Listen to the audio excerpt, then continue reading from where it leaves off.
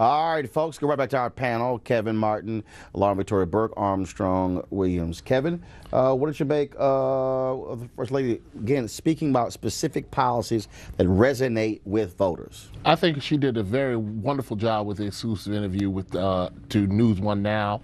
I think really, Roland, that a lot of young African Americans under the age of, who are above the age of 45, like myself, remember this same push in 1998 with the Democrats doing that midterm election.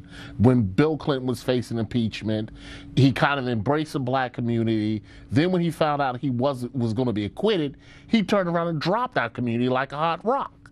Okay, and people are like, we love the agenda, we love what people are saying, but why come to us a month out before the election? We are voters 7 days a week, 365 days a year, 24 hours a day. It should not be that black voters, when it's a close election, all of a sudden a month before the election, everyone grabs and starts singing Kumbaya and says, oh, you really mean so much to us. Then when it's all over with, it's like kind of go back in your hole and we'll talk to you in another 2 years. There's no specific ask to the black community. It's an emotional ask. It's get his back, save him, protect him. When I asked Steve Israel what the message was for black voters a few weeks ago, chair of the DCCC, he tells me, well, it's what's at stake. You know, black voters have to vote because of what's at stake. You got to do more than that. You got to have specific policy. Exactly. If you look at other groups, particularly Latinos, he's about to sign, the president's about to sign another executive order for Latinos.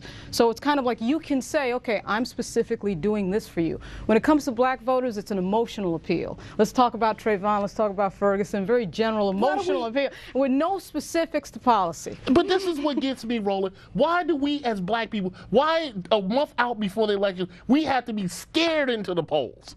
Okay? We understand. No, because easy. First no. I want to be treated like you treat a woman voter. I want to be treated like you treat a Latino. I want to be treated like you treat a middle-class white voter. I want information. I don't want to be scared into a poll. Well, here's the deal. Armstrong, you understand this in politics as well.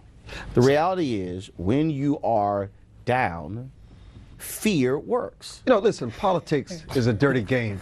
It's easier to scare somebody to death than to walk them through politics. But Roland, I have a brain. I like to think. Yeah, but trust me.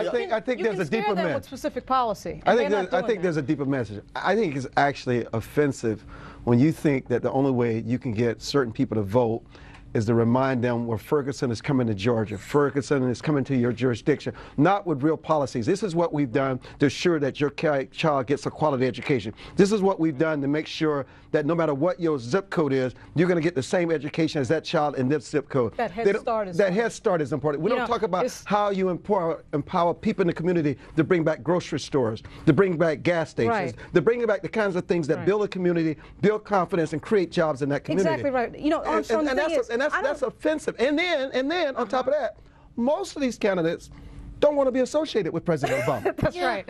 I mean, they're running away from him, and they're torn. And people are beginning to see that they're torn, and they can't understand. Well, why don't you want to be associated? Because they consider the president toxic. But if the president is the person, if that's your party head, that's your leader, through thick and thin, no matter what the situation is, you should stick by your leader, not abandon him. We saw this in 1998. The white community ran away from Bill Clinton when impeachment first came along. He came to the black community. We embraced him. When whites said, "Okay, wait a minute. It's more about a